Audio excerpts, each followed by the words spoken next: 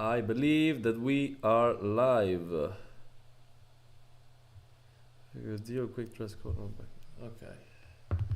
Guys, we're live. Welcome back to Yashi today with one of the most important reports probably of this year, because in the last report we saw something changing. This one here, we will see if the change will keep on going or if it was just a fake news or a fake, let's say, hope that started last month. We're talking about the CPI report. This is the first of two reports you're gonna see in the past 2 days.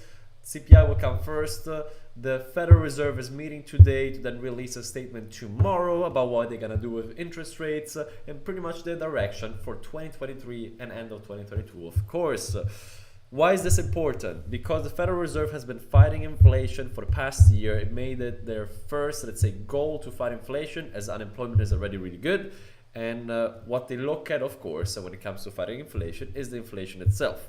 Now, they mostly look at another report, which is the PCE report, and specifically core inflation. So everything except for gas and electricity, of course. Gas and food.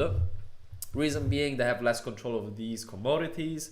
However, they kind of affect everything else because petrol affects, for example, fertilizers, affects transportation, it affects demand. If people cannot afford to go around, they're not spending. So although not directly involved into this core inflation that the Federal Reserve looks at, it's still very important. And the gas prices are reflected on this CPI report too. Now, last month, what really happened, we just got the new report. It just came in. I believe it just came in, and it is... Guys, we officially beat inflation once again for the second time. This is bloody crazy. For the second month in a row, we saw inflation going down. Expectation, what is happening? All items, less food and energy, 6%. All items, 7.1. Last month, inflation was a 7.7, which beat expectations.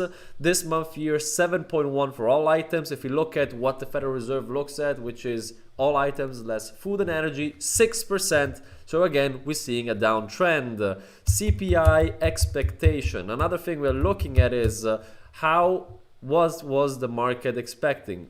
Economists expect the consumer price index rose 0.3% in November, or an annual pace of 7.3 according to the Dow Jones. This was 16 hours ago. The inflation beat the expectations, which for the second time in a row we have actual inflation beating expectations, which is good news. So if we go on the S&P 500, what is the reaction? We will not be able to see it right now. But we can look at Bitcoin while we're looking at Bitcoin, because Bitcoin is always active and we are 2% up. If we look at Ethereum, normally I do these updates on a morning basis, and if I would have done the crypto update today, we would have seen this. Ethereum up, BNB should be up too.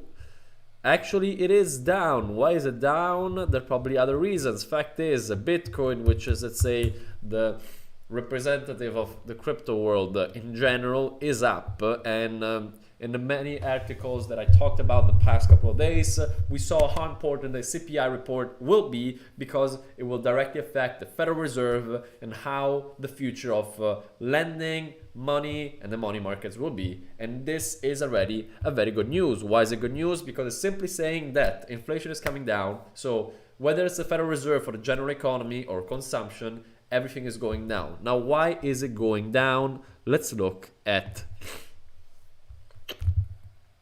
the data here. The consumer price index for all urban consumers rose 0.1% in November on a seasonally adjusted basis, after increasing 0.4% in October. The US Bureau of Labor Statistics reported today. Over the last 12 months, all the items increased 7.1% before seasonal adjustment. The index for shelter was by far the largest contributor to the monthly. All items increased, more than offsetting decreases in energy indexes. The food index increased 0.5% over the month, with the food at home index also rising 0.5%. The energy index decreased 1.6% of the month, as the gasoline index, the natural gas index, and the electricity index all declined. And we'll look into this in a bit. The index for all items as food and energy rose 0.2% in November, after rising 0.3% in October. The indexes for shelter, communication, recreation, motor vehicle insurance, education, and apparel were among those that increased over the month. Indexes which declined in November include the used cars and trucks, medical care, and airline fares indexes. To all items, index increased 7.1% for the 12th month ending November. This was the smallest 12-month increase since the period ending in December 2021. The all items as food and energy index rose 6% over the last 12 months. The energy index increased 13% over the last 12 months ending November, and the food index increased 10% over the last year. All of these increases were smaller than the period ending October. So we're still in high inflation environment. We still have to come down a lot. However, we're seeing declines in the general inflation. And this is what this says multiple times. Now, one of the biggest contributors, if you look at all items, was the gasoline. Why? Let me show you here. If I go on gas prices, AAA, this is something we can see. Gas prices have been coming down the past 3 weeks very sharply. If we look at a year ago, we were at $3.3 on average. Today we're at $3.245, so less on the regular. Mid-grade and premiums are still above.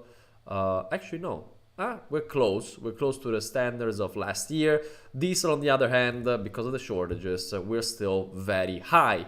And diesel will affect transportation. However, if we look at airfares, transportation, freight costs, which are not included here, we didn't see them on this, let's say, release. Freight costs have been coming down a lot. I think it kind of affected this CPI report. It might affect the CPI reports in the future even more. One of the factors I talked about in the last CPI report, which now is present in this one, is used car sales. In the October release, I told you how used cars are starting to come down, but how I was questioning whether it would come out on the October report or in November. Because it was mentioned here, I believe that effect started kicking in for the November report. That's what we saw right here. Generally speaking, the news is good. I'm really happy that it met and beat the expectations of the market, which was 7.3% for all items. If you look at all items, 7.1%. So we beat expectation by 0.2%. Again, I kind of made a general, let's say, statement of my cousin the other day. We were talking how inflation would be, and I said core would be around the 6%. And we were pretty much both close around 7% for all items. That is really good. Of course, there's still a long way to go. How will this affect the Federal Reserve? That is the big question we're asking ourselves.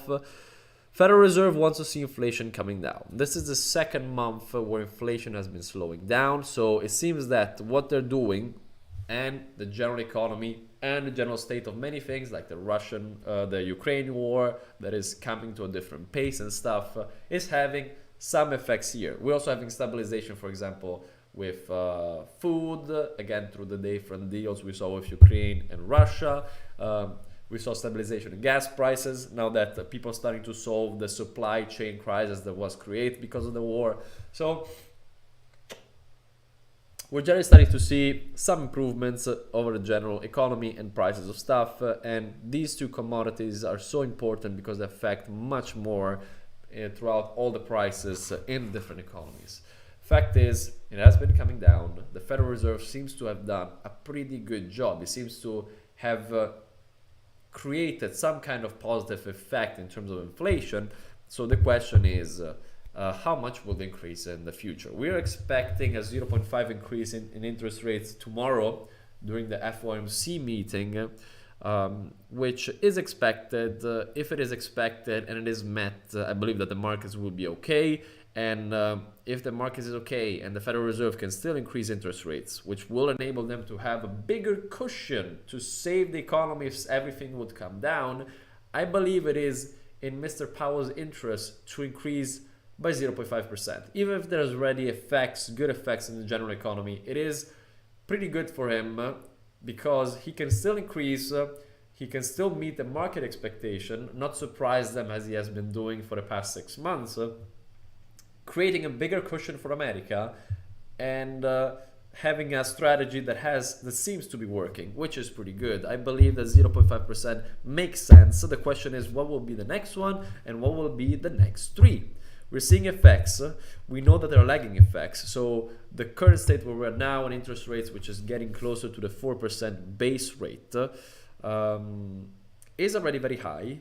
We're also seeing mortgages starting to drop because market expectations are being met more and more and more. We're starting to see some more stability.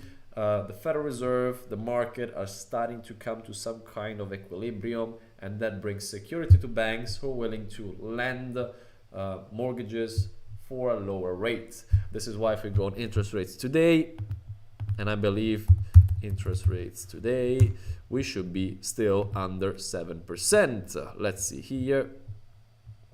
We're still under 7%. Of course, we are expecting an increase in interest rates, so it might affect mortgages too. This is not financial advice, this is genuine an opinion. 6.5%. It might affect mortgages too, but I believe that then mortgages will readjust and go down a little bit more because, again, we have a little bit more security. Banks want to be secure. Banks want to, let's say, confirm the fact that everybody is more stable, they're less fearful, the banks are less fearful, they're willing to invest some of the money, especially helping people to buy homes. They have less risk involved. Now, interest rates, I said 0.5% makes sense. I believe that the S&P will open maybe positively, even though there's a second most important meeting tomorrow, and there could be still some volatility because of that. So this is the first fact that has been confirmed that meets the market expectation. The second fact is tomorrow. Will the Federal Reserve meet the market expectations? That's the big question. Guys, I'm going to stop it for you now.